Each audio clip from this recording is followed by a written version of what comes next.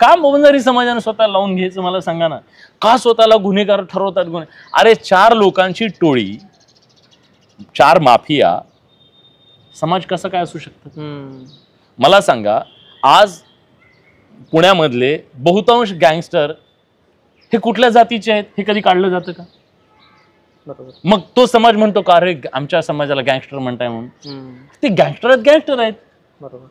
घुले नावाचा जो सुदर्शन घुले नावाचा जो नराधम आहे, त्या नराधमानं आतापर्यंत खंडणी, वसुली अशा सारखे अनेक गुन्हे केलेले आहेत. 16 गुन्हे आहेत त्याच्यावर.